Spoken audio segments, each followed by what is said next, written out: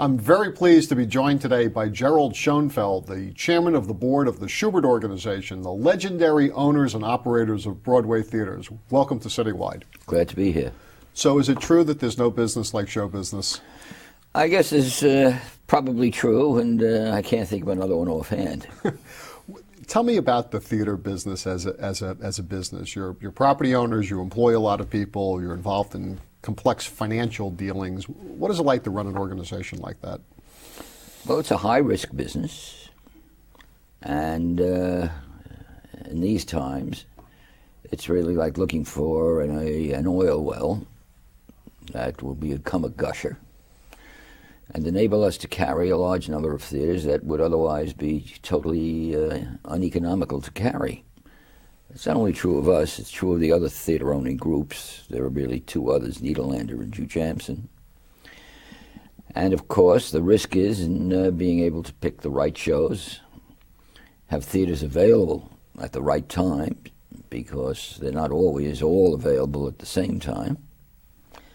And of course, you're dependent upon other people to fill the theaters. We do not produce all of the shows for all of our theaters. So we're dependent upon other producers producing shows which we will then present. And of course, there is no consistency in availability either of theaters or of shows.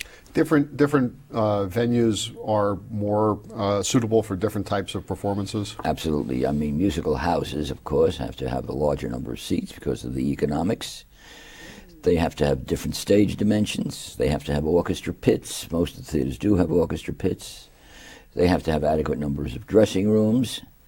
And these are old theaters built for another time, for different sized bodies, and different state of the art. They're all between 80 and 100 years old. How many wells do you have to dig to get a gusher? I think most of the people who are watching this show, the only thing they know about the economics of a Broadway show is maybe they've seen the producers. So, what goes into financing something like this, and how many are successful for how many failures? Well, the first thing you've got to do, of course, is you have to have a script. Based upon the script, that gives you an idea of the set that you might need. Of course, it's not designed yet. You have the number of characters, then you have to have a director, you have to have the cast, how many people are in the cast, how many musicians, I'm talking about musical shows, how many musicians you will need, how many stagehands you will need to work the show, who your designers will be, the whole complement, and then how much the theater expenses are going to be, the rent and the other theater expenses. And you get an idea of an estimated budget not only for the production of the show, but an estimated budget for the operation of the show. And then you try to fit it into a theater, first of all, that is of the right intimacy for that show, and that it's going to yield a certain amount of profit each week, sure, so that you will recoup your investment in a reasonable period of time. And how many of shows that are able to do that is fewer than those that can. And also, it's a strange business, because the idea of getting your money back is what is the dividing line between success and failure. I don't know that in any other business, but it is in the theater business. And then, of course, you have to find out, as I said, what the operating budget is going to yield, because that's the determining factor. If you're doing 100% or 90% or 80%, as to how long it's going to take to recoup. Today, big musicals take a year to recoup. Big musicals used to take about 20 to 24 weeks to recoup. Dramas can take 6 months or more to recoup, and that's at a healthy level of business. They used to be able to recoup in 12 weeks. So the economics are very, very tight. Price sensitive? Do you see an impact as ticket prices go up? They're not quantifiable. Many shows sell their tickets at a discount, whether it's at the discount ticket booth or mailers or over the internet or whatever. And so you can't really say that business is great, depending upon the number of people are going. It's great if they're all paying full price. If they're paying less than full price, like at airlines, then obviously it will take longer to recoup your investment. But those are marketing strategies that each individual show utilizes in order to sell as many tickets as they can in advance of the show's opening. Try to get beyond reviews if they're able to. Celebrities playing a bigger factor. There seem to be more Hollywood types or TV people that are on Broadway now than there used to. The Broadway always seemed to have its own class of stars. They were Broadway stars, and now there seems to be much more crossover. Is that a way of attracting audiences, or because they're multi-talented performers? I'll start with your last observation first. The number that are multi-talented, that can move from a motion picture stage, TV stage, to a Broadway stage, in my opinion, are relatively few. Broadway actors can move to the other stages, provided the camera is kind to them. When you get a major star, by way of example, let us say Dustin Hoffman, and you are able to sign that star for a reasonable period of time. You would like to get a year. You're lucky probably to get 6 months, plus the rehearsal period. And of course, you're going to have to pay them a large amount of money. And they're going to have to, in order to justify your engaging them, have a big advance sale. That does not necessarily mean you're home free. That means if that star does not extend, you have the dilemma of whether you can recast that show or whether you have to close. Now that's when you find out whether it was the show that had some value or whether it was only the That's right. the lead's name. And the big name in that, or the big example, would be Hugh Jackman in The Boy from Oz. So that necessitated basically closing the show and not being able to tour the show, which is another big component of your profit.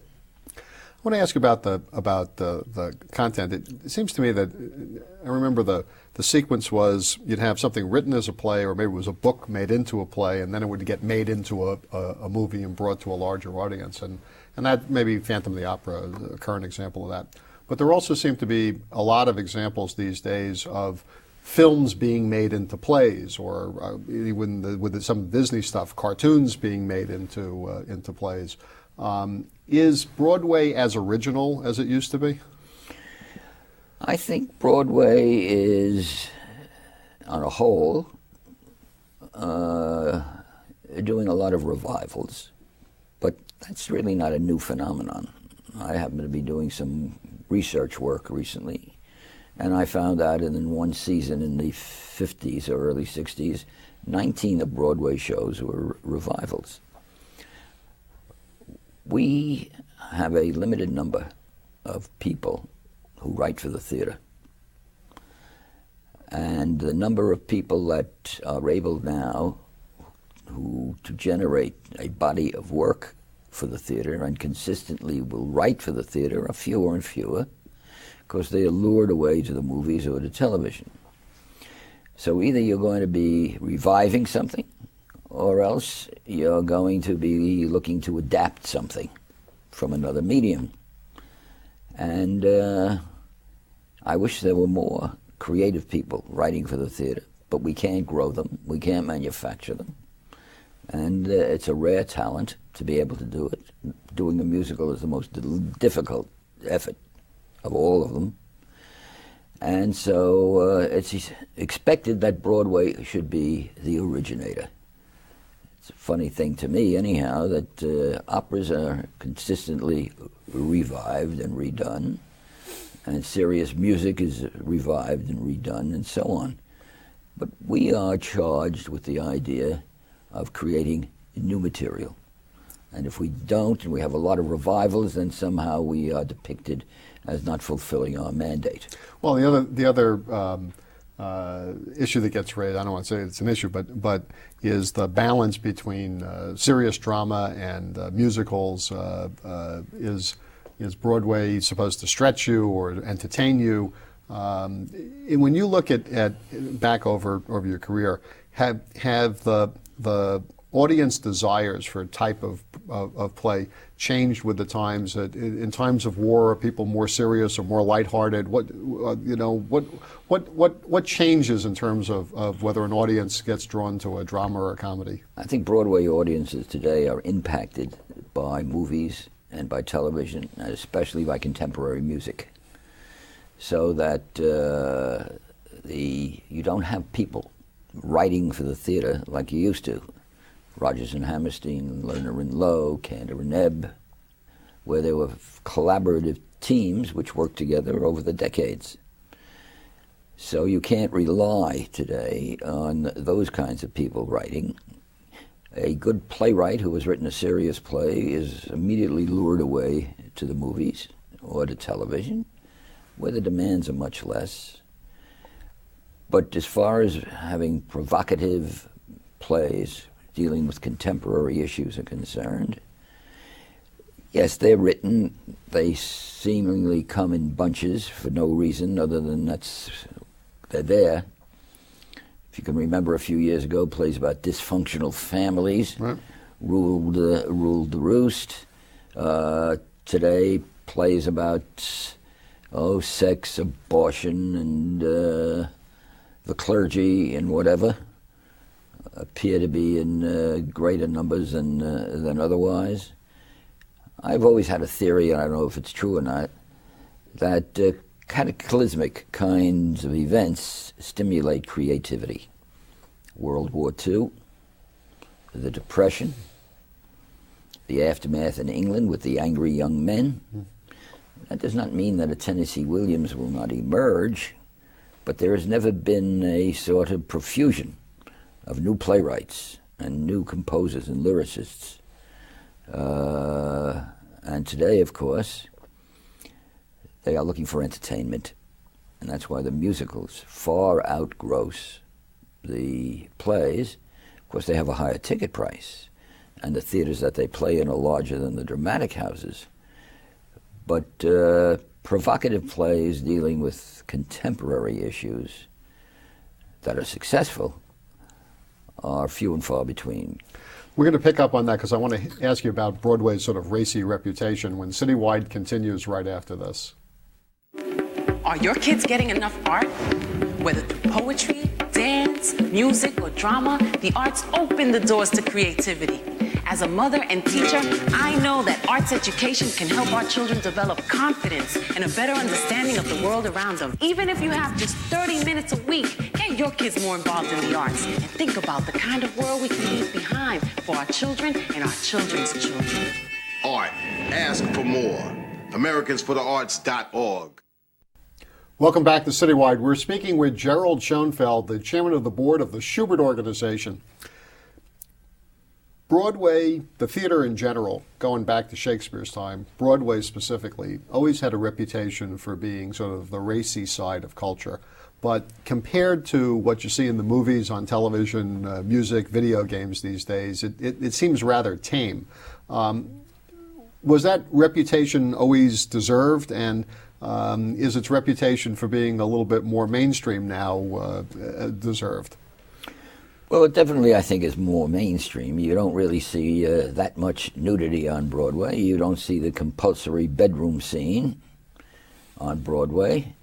Maybe the material doesn't lend itself to it. You also don't see the violence that is depicted on television and in the movies these days. In the earlier days, I think where the mores were very much different and women were more well-clad, the idea of seeing somebody in a dancing costume, somewhat revealing, was regarded as avant-garde. Today, it would be regarded as a throwback to the old days. So the tastes of people are motivated or moved more by motion pictures and television than certainly they're moved by the theater. The theater is more reflective today because a lot of the people who are writing also have written for the other media. And it's a much tamer theater. And the audiences today that go to the theater are basically of a different age. Who's the typical theater goer today? Well, the typical theater goer is a fairly well-established person with an income, I would say, over $100,000 a year, usually with a college degree, sometimes 2 college degrees. There are more women than men that attend the shows. The people come in the main from Manhattan. Not from the suburbs or out of town? Suburbs is a large number, but Manhattan is still the primary source. Then the suburbs, then other domestic visitors, and then foreign visitors. The average age is not really, although I would like it to be, is not the 18 to 49 group, because I think today, unfortunately, our educational system has not inculcated art and culture in these young people. It's not part of the school curriculum unless you go to a private school. So there is very little background orientation towards art and culture in the main, in the schools. That's one of the things, the Shubert Organization has a foundation to address some of those issues. We have been working on that. I hope, according to conversations that I've had with the city and the chancellor, Joel Klein, he is sensitive and to the need for this kind of an inclusion in the curriculum, and I hope that there will be. I've seen some of the curricula that have been done, and to me it's a thrilling prospect. But these people that are going to the theater, a large number of them, have not had this background. Their degree of sophistication is a lot less. The competition for the entertainment dollar is much greater. And also, government support for the arts in this country is negligible, because most of the people who are in government today have not had any exposure in their education. And it's not a big business in their town the way it is in New York. And it's a sports-mad society today. We talked a little bit about the Moors on Broadway. I want to talk about the Moors of Broadway. Times Square is a very different place today than it was 20 years ago or even 10 years ago. What's the impact of that been on the theater business, and what role did you and your organization play in the revitalization of Times Square? Well, I'll start at the beginning. It was so bad in the late 60s and early 70s that I feared that the Broadway theater was going into the sewer. And indeed it was. There were hookers on every street. The number of sex-related businesses were dominant. They drove out the non-sex-related businesses. And something really had to be done to stem the tide. So the Shubert Organization, and I in particular there, set about trying to do something to rectify that situation. And you start off really from ground zero. I felt I had to meet with the various priests in the churches in the area, because their parishioners worked in the theaters. I also had to meet with the police in order to get enforcement of the laws. They were the ones that really held the neighborhood together in the early days. I had to get into arguments with the Commissioner of Sanitation, for instance, about cleaning the streets after the Thanksgiving Day parade or during the holiday season. And believe me, there was no media support for this. They regarded it cynically as just another effort to politicize a cleanup drive. But after a while, you get converts. And in 1976, the mayor, then Beam, created a committee, which he named me the chairman of, and we named ourselves the Mayor's Midtown Citizens Committee. it really could have been an impediment because it was not designed for any particular mayor, but the succeeding mayors may have thought it was designed for their predecessor.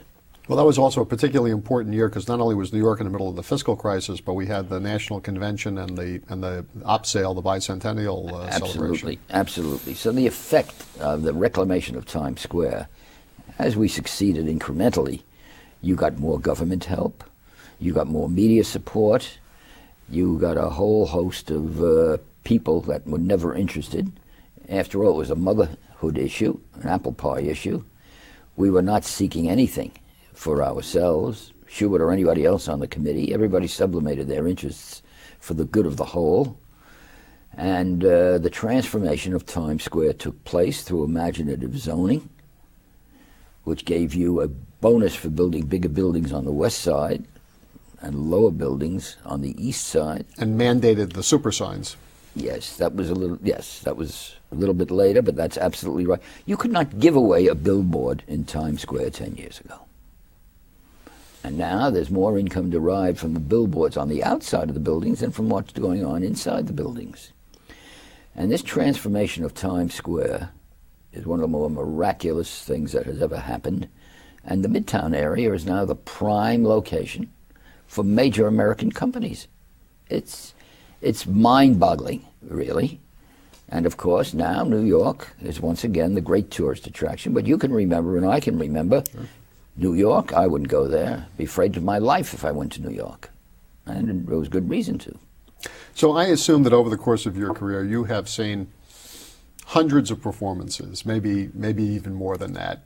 Do you have a favorite performer, a favorite play, a favorite theater? What's the best theater experience that Gerald Schoenfeld's ever had? Producing a hit show in our own theater. That is not only a hit show, but a show that really becomes a part of, I guess, the anthology of American theater. And yes, I've seen any number of great shows and great performances. And in retrospect, you could say they don't make them that way anymore. But